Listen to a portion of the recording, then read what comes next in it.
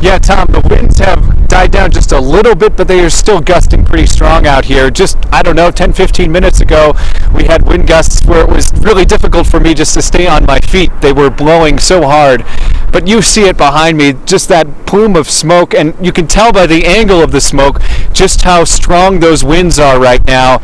And in the past few minutes, we have seen flames through our viewfinder out here. Photojournalist Mike Grady giving you the picture. This is looking kind of northwest right now toward the Superior area. We did see flames, and it was tough to tell how close, but they were very, very close from our vantage point. It looked like to homes that we see in the distance there. So again, these winds are incredibly strong. We talked to a storm chaser out here who also stopped in this location, Cody Cooper. He was just trying to find a good vantage point to see the plume of smoke that we saw also on our way up to this area. He stopped over here actually after a rock blew out the back of his window. Take a listen to what he said the conditions were like out here earlier. Over there at Highway 93 and Leiden Road, I recorded a 75-mile-an-hour wind gust about 2 hours ago.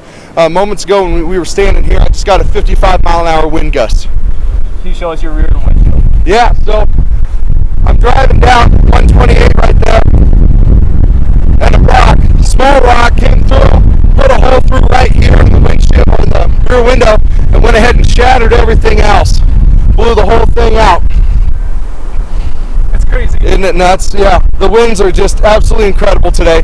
Something that we haven't seen in a while. And this storm 2 weeks ago, the winds aren't as nearly as bad as they were today. I would consider this an extreme wind event here. What about it? Well, the winds, for instance, are over 50 miles an hour for most of the time. So we're under a high wind warning here, below 6,000 feet in Jefferson County right now. And we had a 105-mile-an-hour wind gust just at the base of Coal Creek Canyon about 3 hours ago. Yeah. Now we've got fires. Now we got fires, and it doesn't help that we're extremely dry.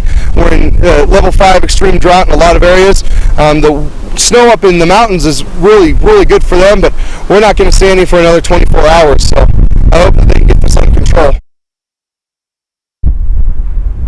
Awful conditions right now. You've got the fire, and of course the winds out here are also something you have to contend with. Not a great idea to be out traveling right now, if you can even get around this area, because we're hearing about so many closures on the roads due to the winds and overturned semis and the like. But Tom, you saw just the impact of driving. You can have debris that is flying into your car, like happened to Cody, his back windshield blown out just by a flying rock. So on top of the fires, the winds are also proving to be dangerous for other reasons out here. Yeah, you just you just told us what Cody had to say, or we heard from him anyway, that he says this wind event, worse than the one we talked about so much over a week ago. Our own Kim Christensen, who also lives up in the northwest side of the metro area, says the same thing. Says this is actually, for them, has been a worse wind event than the one that we talked so much about a little over a week ago, Noel. Yeah, absolutely. I mean, that seemed incredibly strong wind event just a couple weeks ago. You know, that area by Highway 93 and Highway 72, it's kind of notorious for being a windy area, and we thought, and it was bad a couple weeks ago, but certainly today, these sustained wind gusts in the 50s and then winds topping 100 miles per hour. Cody put it well, just calling it an extreme weather event. And then when you have flames and you have a fire, it's just the perfect recipe for that fire to spread.